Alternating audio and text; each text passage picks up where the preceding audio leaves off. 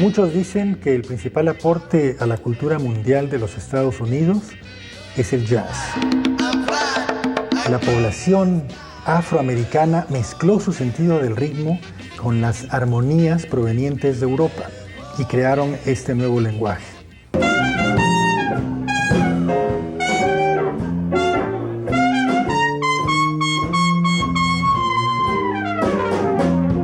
Durante el siglo XX, el jazz se expandió rápidamente alrededor del mundo, incluyendo a Sudamérica.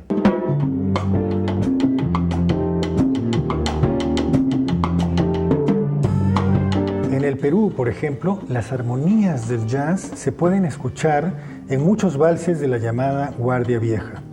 Soy Renato Romero y hoy día en Umbrales hablaremos del jazz peruano.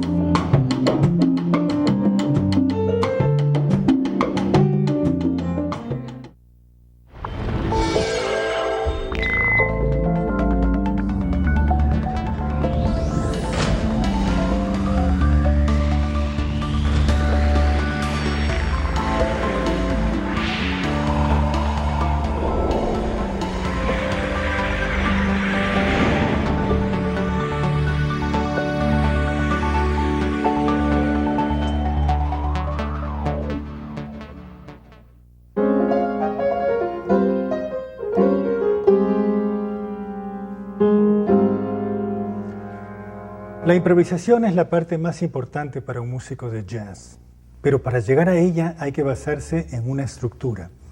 Primero hay que tocar el tema o una melodía, que podría ser esta.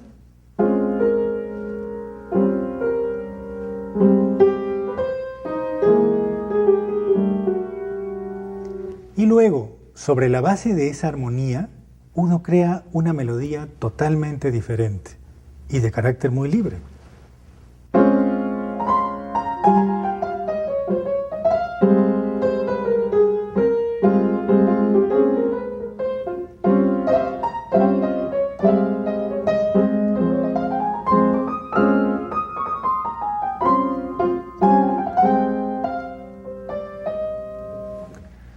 En eso consiste la peculiaridad del jazz, que siempre es de carácter libre, diferente y de carácter muy creativo.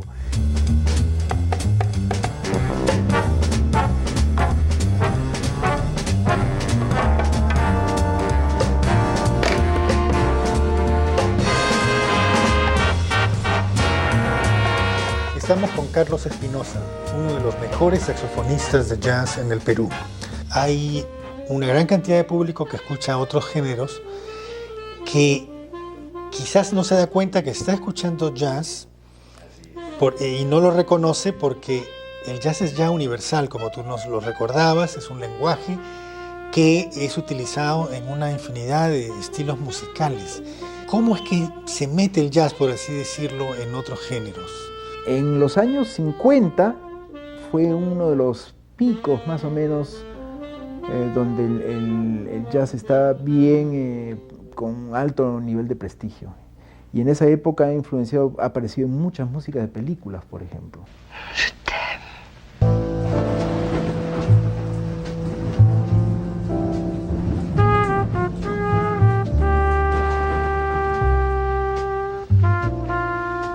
En muchas músicas de películas se escucha el sonido del jazz, el sonido de los saxos, de los arreglos, de los acordes, del ritmo, este ritmo, ¿no?, incitante, excitante e incitante a la vez. Ahora lo escuchas en los comerciales de televisión a veces, ¿no? Ciertos comerciales que quieren ser cool, que usan un sonido de jazz. A veces me contratan para tocar jazz en eventos que quieren tener un toque de cierta distinción cool y ponen ¿qué? Un grupito de jazz que toca melodías cool, ¿no?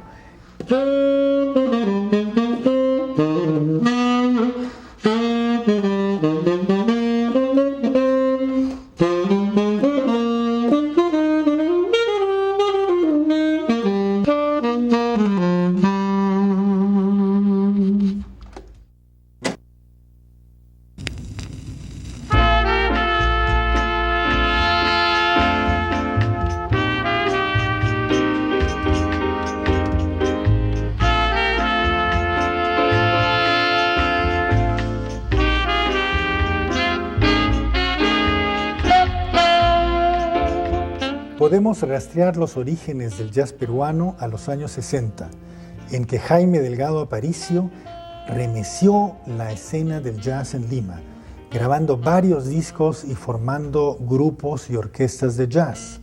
Muchos de los que lo acompañaron en aquellos años siguen fusionando la música peruana con el jazz.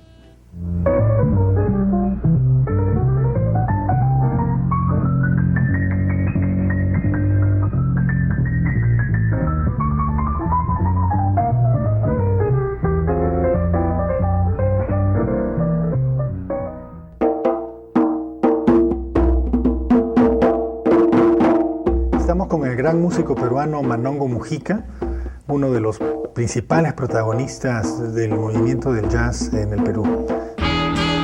Manongo, comencemos por los años 60, en este recorrido que vamos a hacer sobre el jazz en el Perú.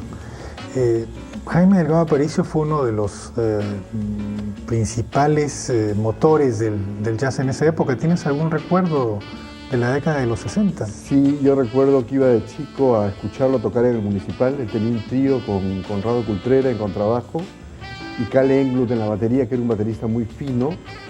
Y Jaime también tenía una influencia creo que de Peterson y de Bill Evans en lo armónico y en lo rítmico, y definitivamente marcó a una generación, Jaime.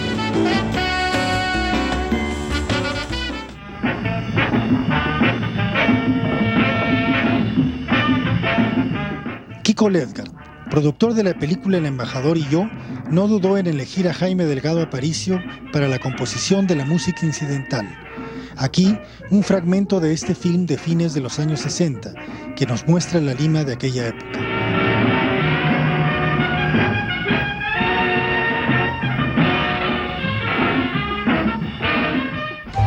El memorable Sky Room del Hotel Crillon fue uno de los espacios principales de la película. Allí además solía dar conciertos otro grande de la música de jazz en el Perú, Nilo Espinosa.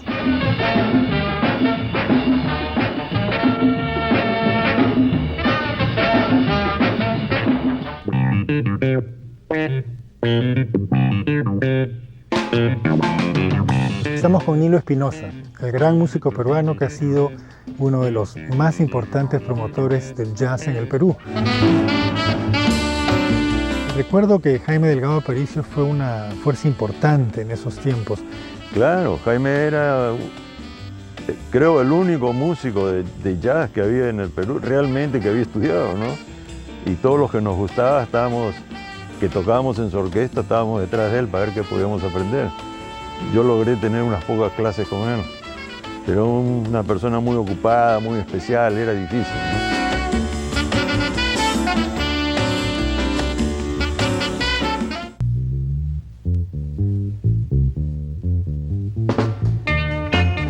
Estamos con Miguel Chino Figueroa, uno de los músicos de jazz más importantes de los últimos años en el Perú.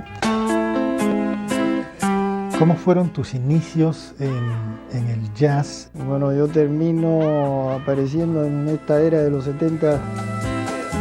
Jaime convoca a Coco Salazar y a sus amigos de Farfen a un nuevo proyecto que es Black Sugar. Fue nuestro gurú. Quienes tuvieron la oportunidad de tocar con Jaime Delgado Aparicio en la década de los 60, después formaron sus propios grupos, como el músico Nilo Espinosa, quien formó el Bossa 70 y luego el Nils Jazz Ensemble. Luego de la pausa, veremos cómo se gestaron muchos de los músicos que forman parte del jazz peruano.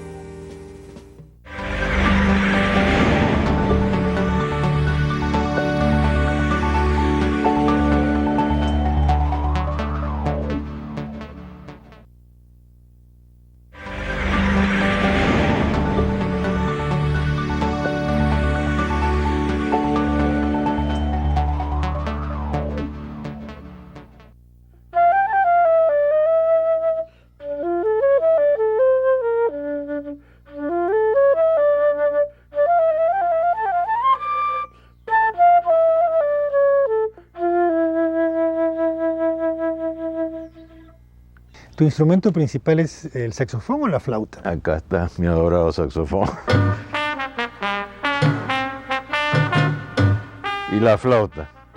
Pero la verdad es que primero empecé con el clarinete porque en el conservatorio no había curso de saxo.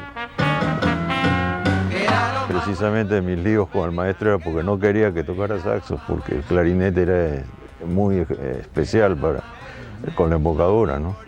Y después dejé el clarinete porque quería tocar flauta. Y el profesor no quería que tocara flauta, porque no era compatible en esa época, lo cual hoy en día es tan normal, ¿no? Sin embargo, el público creo que te asocia más con el saxofón, ¿no es cierto? Creo que sí, aunque tengo muchas grabaciones con flauta también.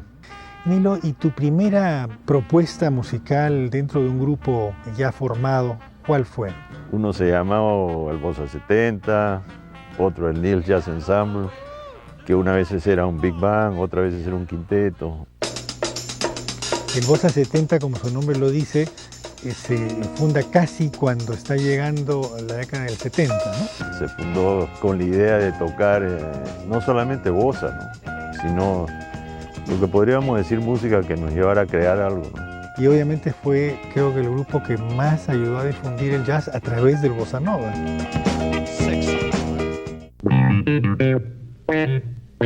Yo dejé el Bossa 70 y me fui a Alemania.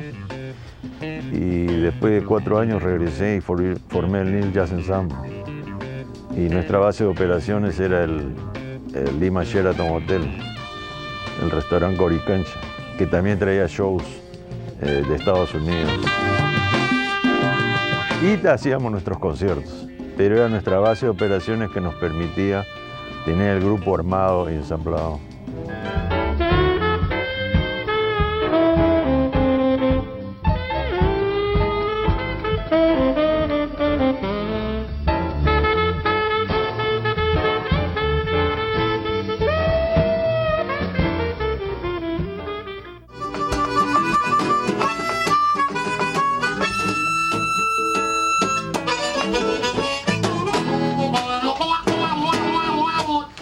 Escuchábamos rock, escuchábamos música de la radio, lo que estaba sonando. Y por ahí yo leí algunas revistas también donde venía la letra de las canciones. Por ahí leí un artículo sobre los blues, que era la música que escuchaban muchos de los ídolos que tenía yo del rock. Me comencé a comprar discos de estos músicos de blues y también aprendí a tocar la armónica. Y escuchando todo esto, me aficioné mucho a la música negra americana.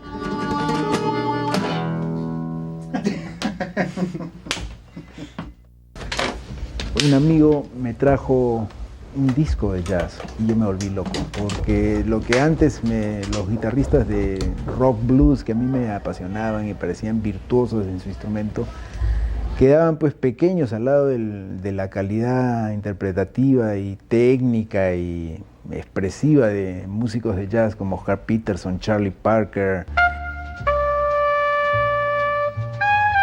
Ya en ese momento me capturó totalmente, no me ha soltado hasta ahora esta música, ¿no? Sigue siendo la música que más escucho, a la que más me dedico.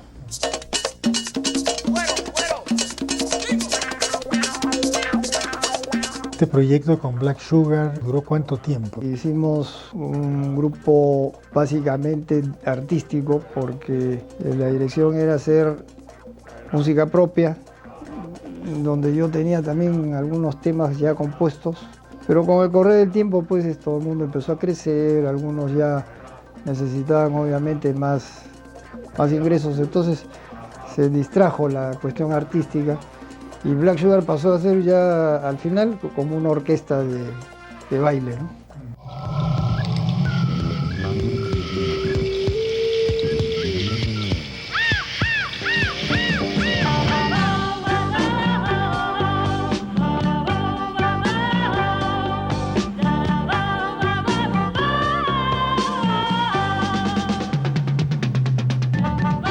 Tuve la suerte que mi padre fue nombrado embajador en Viena, primer periodo de Belaunde.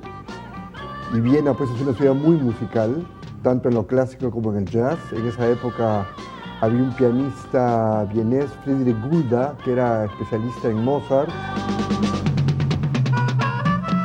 Y él, después de sus conciertos de piano, de obras sinfónicas, siempre improvisaba jazz, pero abrió como una tendencia de que el jazz y lo clásico podían coexistir.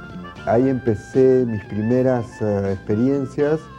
Empecé formando un trío con Peter Wolf, que era un pianista muy joven y destacado en esa época. Después él fue director musical de Frank Zappa and the Mothers of Invention. Podríamos decir que la música de aquellos años que te influenciaron en la juventud musical de los 70s te han marcado durante toda tu vida profesional como músico. Yo a veces, inclusive ahora, siento que en el fondo sigo haciendo homenajes a Miles Davis. No en la forma, pero quizá en el contenido, en el sentido de que él abrió como un nuevo espacio, como el concepto de que tú puedes ser un virtuoso no en la velocidad, sino tú puedes encontrar una forma de virtuosismo a veces en la lentitud, por ejemplo, en tocar desde una tranquilidad o desde un espacio diferente.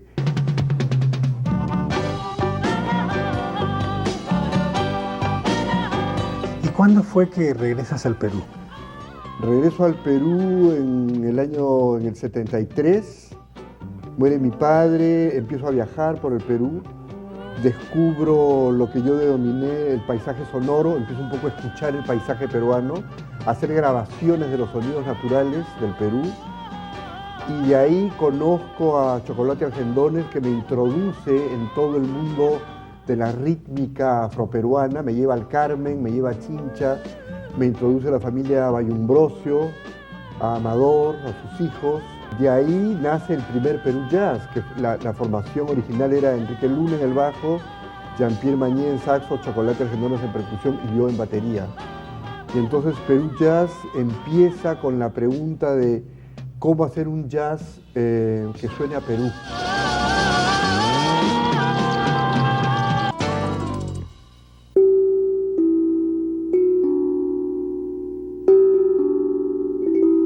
La violencia política desatada en el país en la década de los 80 hizo que el jazz peruano, al igual que muchos otros géneros, tuvieran dificultades en expresarse. Uno de los músicos que tuvo la intención de revertir esta tendencia fue Félix Vilches, quien formó el grupo Mestizo, que tuvo como principal objetivo fusionar elementos de la música peruana con el jazz.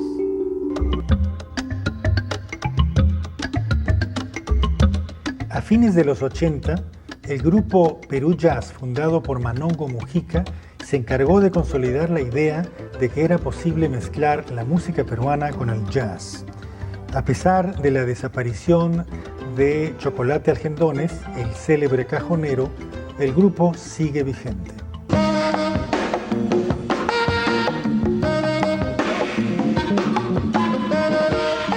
Una primera gira internacional en Buenos Aires, un festival que se llamaba, creo que todavía está vigente, Mar del Jazz. Ahí nos dimos cuenta porque vino un gran músico, él es de Salta, es Dino Saluzzi, es un compositor y que toca bandoneón, es una especie de heredero de Piazzolla.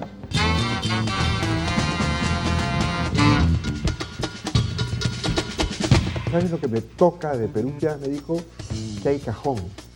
Y el cajón, yo creo que el Perú todavía no ha despertado a las posibilidades inmensas que tiene como instrumento rítmico, que puede ocupar todos los contextos musicales, ¿no? Y ustedes lo están haciendo, lo están incorporando en un lenguaje que no es el de la música criolla, que no es estrictamente lo afroperuano, o sea, le están dando otra dimensión. Y yo ahí desperté un poco a lo que él decía, ¿no? Que podíamos profundizar los ritmos, y entonces Perú Jazz no tenía piano, era un saxo, un bajo, una percusión y una batería, era melodía y ritmo.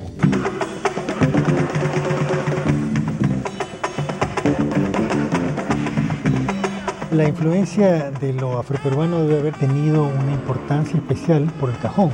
Sí, claro, por la participación de Chocolate, ¿no? Agarramos esos elementos, la marinera, la música negra con Chocolate y la música andina, bueno, que nos fluye a todos, ¿no? De los géneros afroperuanos, ¿cuáles fueron los que más utilizaron en esta? El festejo, porque es el más alegre, el más ágil, ¿no? ¿Y de los andinos? El huayno es tan amplio también que permite a uno improvisar sobre el... Entonces eso nos permitía hacer cualquier cosa encima, porque el jazz es pura libertad, ¿no?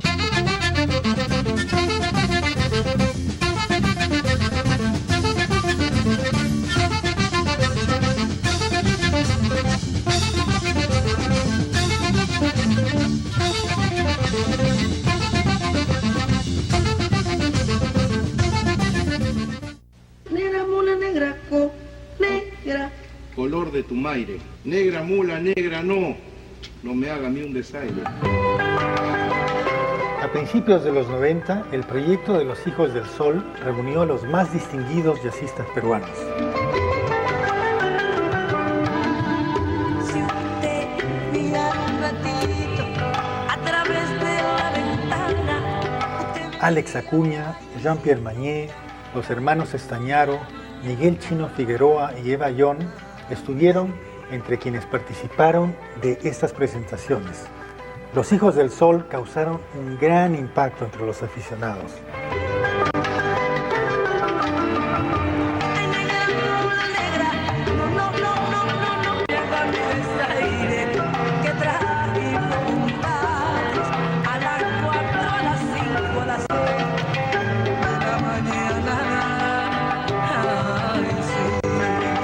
Después de Black Sugar pasé a este grupo Los Hijos del Sol, donde he vivido una de las mayores experiencias musicales para mí, ¿no?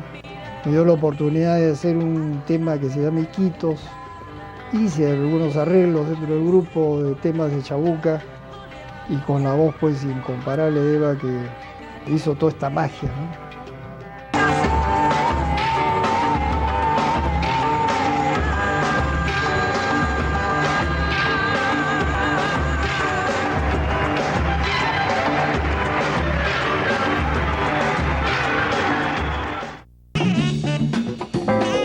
El percusionista Alex Acuña es uno de los más grandes músicos y uno de los mayores exponentes del jazz peruano.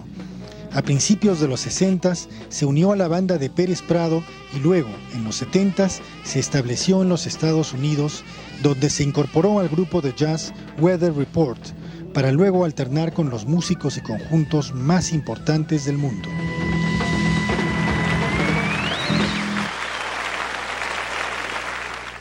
Hoy radica en los Estados Unidos, en donde es uno de los percusionistas más respetados y esta es una de sus producciones más recientes.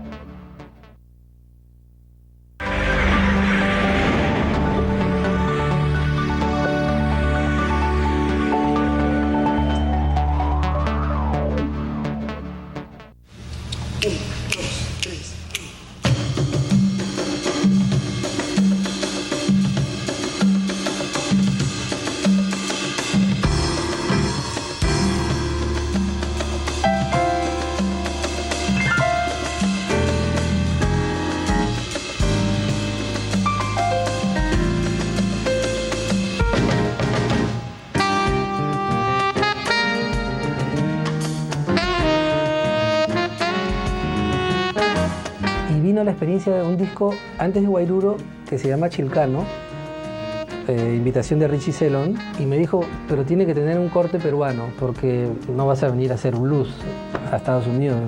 Sí, pues es verdad. Felizmente tenía en el cajón guardados muchos temas, así que saqué, se los mandé, me dijo, corre, vamos.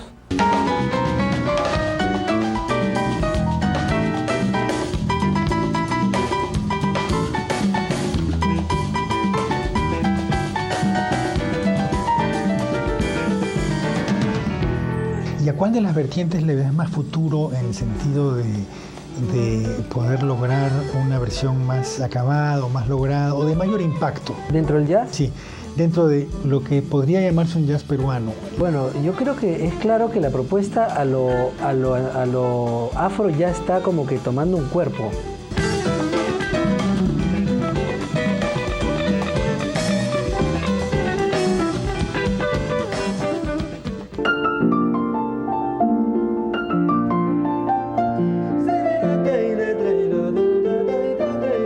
El huayno tiene un tema que es aún más ecléctico aún que el festejo, porque el huayno tiene la melodía de 5 notas por un lado y luego las escalas que trajeron los europeos desde la conquista, o sea, las escalas de 7 notas, y entonces tiene esos dos ángulos, el de la pentafonía, que es un mundo más, se dice místico porque es una escala que le faltan algunos sonidos, por decirlo así. Uy. Y tiene además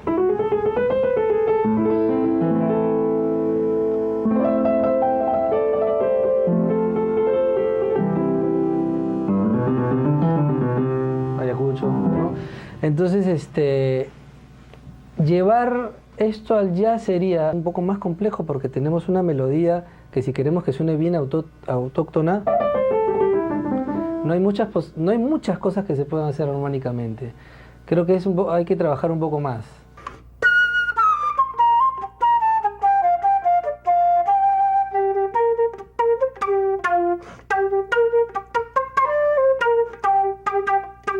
Nos encontramos con César Peredo, el destacado flautista peruano. ¿Por qué el jazz? Creo que básicamente es la improvisación. ¿Piensas que el jazz puede ser un catalizador para desarrollar y elaborar más la música popular en el Perú? Sería bueno que los músicos que busquen estudiar un poco tal vez, los músicos que hacen la música negra, ¿no? Los folclóricos, digamos, ¿no? Porque se siguen componiendo igual. Y si nos damos cuenta, por ejemplo, acá en la radio no se escucha música peruana. Hay un par de programas por ahí en una radio a la hora del almuerzo y se acabó. ¿Por qué? Porque siempre son las mismas canciones, siempre es lo mismo. Y los jóvenes y nosotros mismos pues nunca escuchamos esa música. ¿Por qué? Porque no hay un repertorio nuevo, no se renueva, no hay un atractivo armónico, un atractivo melódico, no hay letras atractivas con buenos mensajes casi, ¿no? Entonces el festejo, ¿en qué lo escuchamos? Cuando vamos al cumpleaños de un amigo y ponen el hippie high para que bailen un rato y se acabó, ¿no? Entonces, ¿por qué? Pues si es una música tan rica rítmicamente, podríamos aprovecharla, explotarla más, ¿no?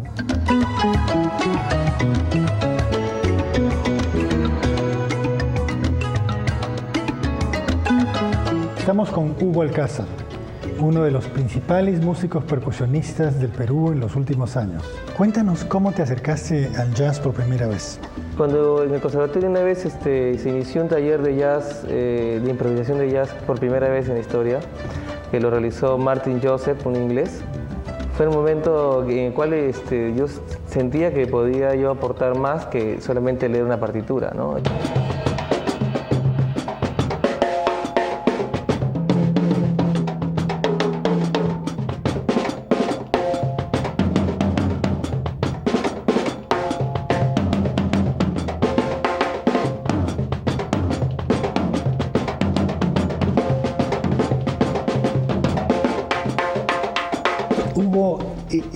Según tu opinión, ¿qué le falta al jazz afroperuano para crear un impacto significativo en el jazz universal?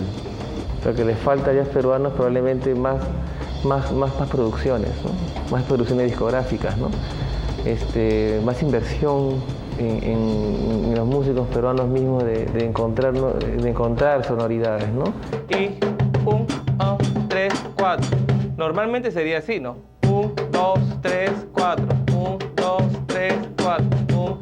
Pero el saborcito está cuando tocas 1, 2, 1, 2, 1, 2, 1, 2, 1, 2, 1, 2, 1, 2, 1, 2, 1, 2, 1, 2, 1, 3, 4, 1, 2, 3,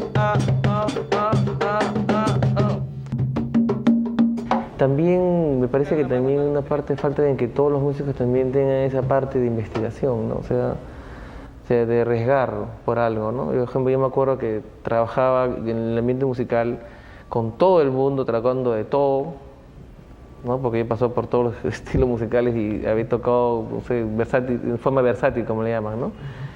Pero en un momento aposté por dejar de trabajar musicalmente, música más comercialmente hablando, y dedicarme a investigar más y apuntar por un proyecto.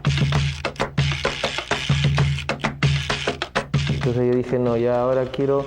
Porque justo en esa época había un cambio muy importante en mi vida, que fue trabajar en un colegio particular, el Colegio Villa María, en la planicie.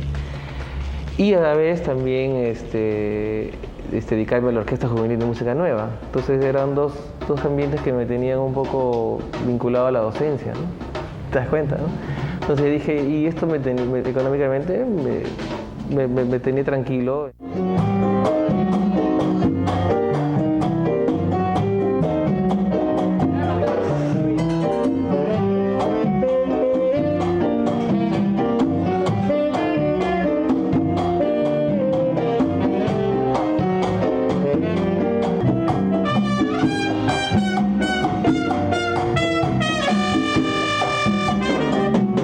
Javier, ¿tú crees que se puede hablar de un jazz peruano en la actualidad?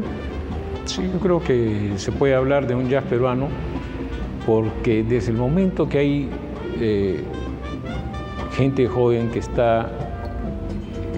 peruana que está ejecutando jazz, ya van a traer de todas maneras una influencia de sus raíces, ¿no? Entonces eso es inevitable, ¿no? No existe el jazz, por decirlo así, norteamericano, ¿no? Eso es un mito. El jazz es internacional, es mundial.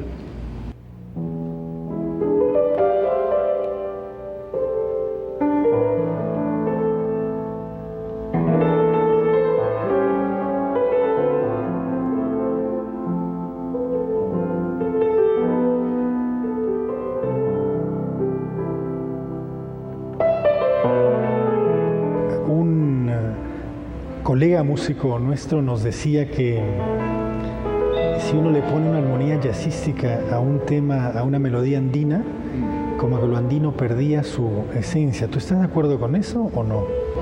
A ver.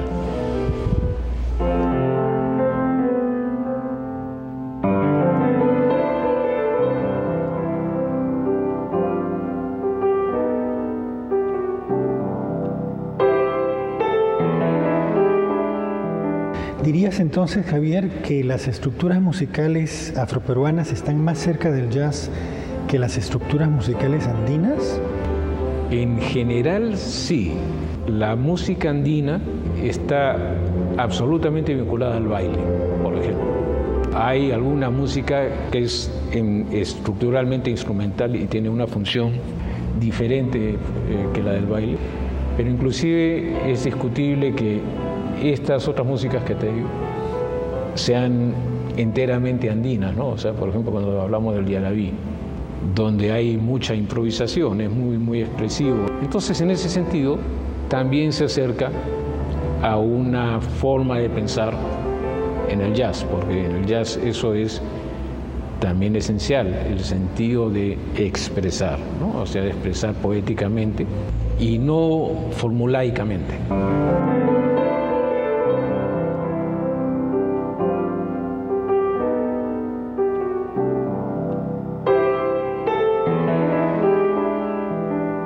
En el mundo, mucha gente ha conocido el jazz a través del bossa nova, una mezcla entre la samba brasilera y el jazz norteamericano, una fusión perfecta. El bossa nova es uno de los productos principales de exportación brasilera.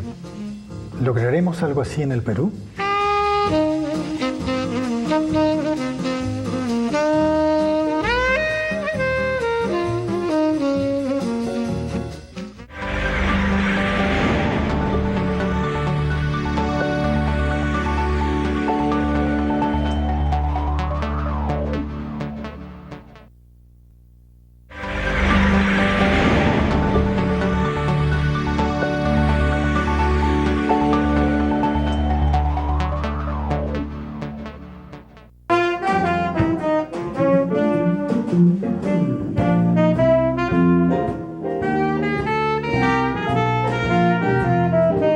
las escuelas de música en el Perú están enseñando mucho más el jazz en sus clases, causando así la aparición de una nueva generación de estudiantes interesados en el género. En los jóvenes está el futuro del jazz peruano.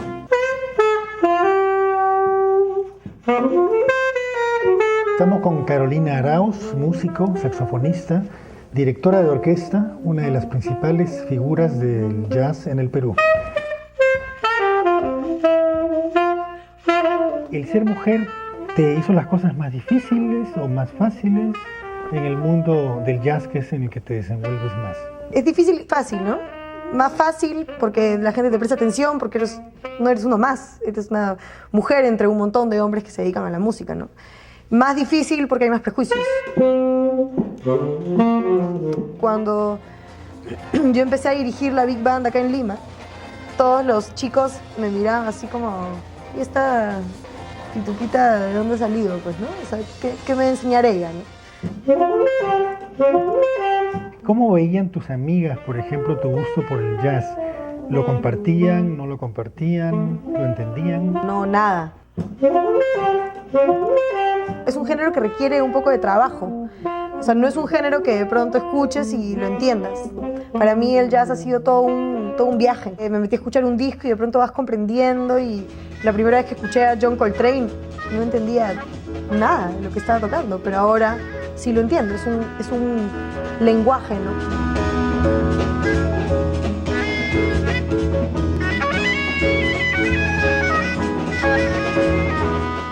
But I miss you most of all, my darling. Not least out of all, not least. Estamos hoy aquí con Mónica Gastelumendi, una de las mejores cantantes de jazz en el Perú hoy en día.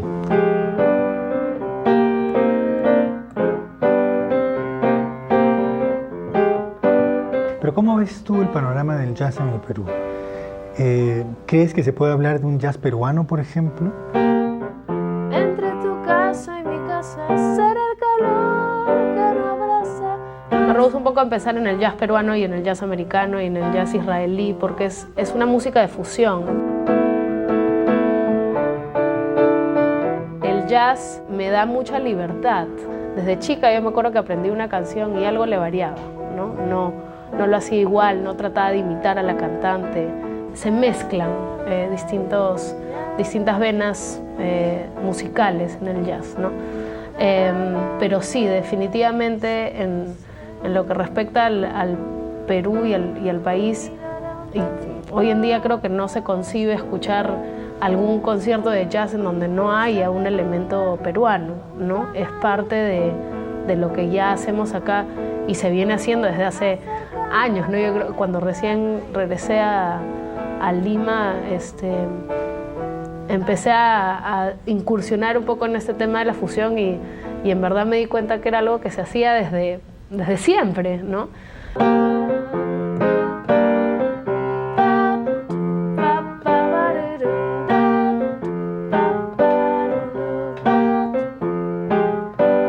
Será tal vez la esperanza de un cariño adormecido.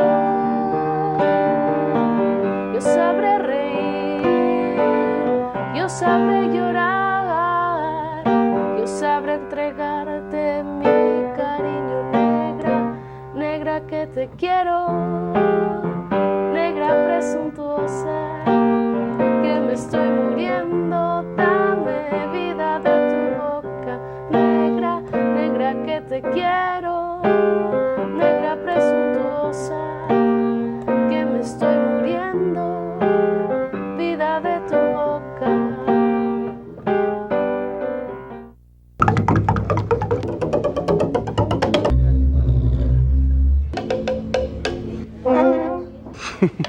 Estamos con Joshua Oetz, uno de los principales exponentes del jazz en el Perú en los últimos años.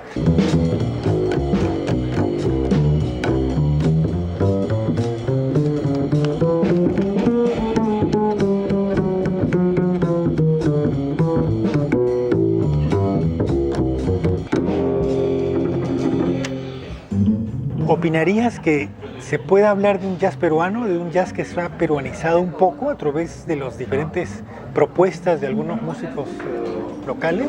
Es un jazz que vive definitivamente de una sensibilidad rítmica que nace obviamente de la herencia afroperuana, filtrado por los diferentes procesos y influencias que en el Perú son únicos.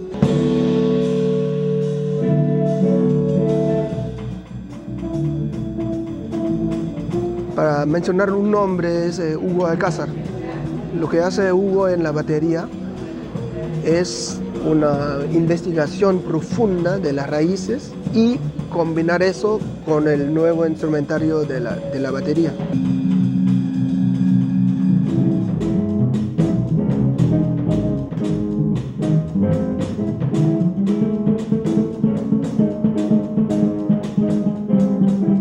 Estamos con Mabela Martínez, una de las principales promotoras del jazz en el Perú. En tus viajes al exterior has encontrado que hay una mayor aceptación de un jazz hecho en el Perú, hecho en base, por ejemplo, al festejo, al andó, que al huayno. Creo que el oído extranjero está más acostumbrado a la música andina que a la afroperuana.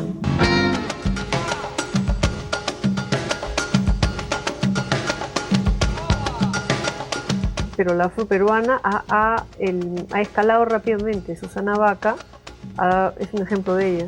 ¿Tú crees entonces, Mabela, que se puede hablar de un jazz peruano? Por supuesto, ahora se puede hablar de un jazz peruano. En realidad hace un tiempo sí, también se podía hablar de un jazz peruano, pero ahora ya creo que las iniciativas individuales y ojalá en algún momento se vuelvan colectivas de un grupo de gente que pueda lanzar un solo mensaje afuera sería ideal, porque ahorita las iniciativas son un poco satélites, cada uno por su lado.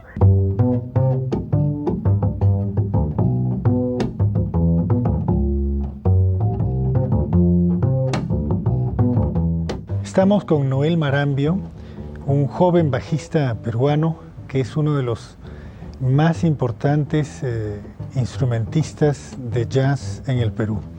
Noel, cuéntanos un poco sobre tu experiencia con el grupo Manante.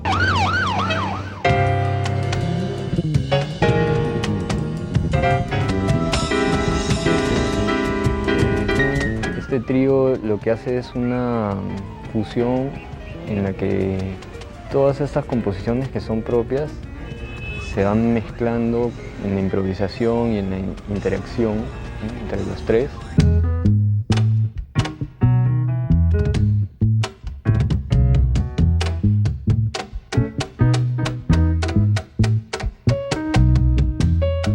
En la música de Manante hay muchos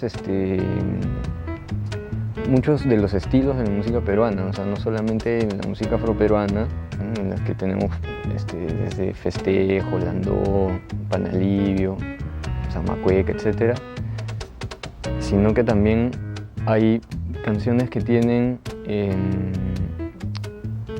influencia de la sierra.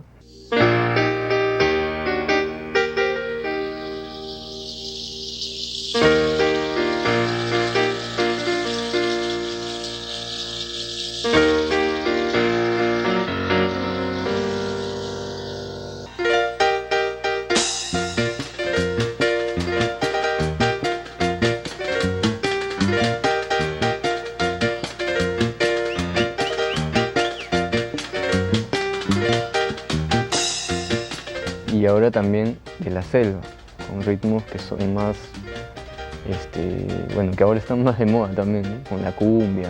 ¿Tú le llamarías a lo que hace Manante jazz peruano? A mí me gustaría encontrarle otro nombre.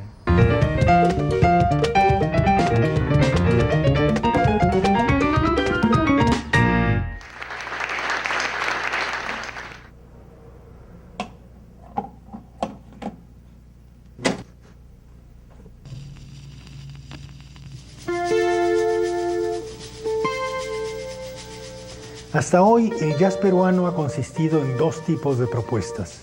Por un lado, la que toma lo afroperuano y por el otro, la que toma lo andino. Las propuestas afroperuanas enfatizan el uso del cajón como una de sus principales formas de expresión. Y en el segundo caso, el huayno e instrumentos tradicionales como la quena, las zampoñas y otros más, que les dan el carácter de lo peruano.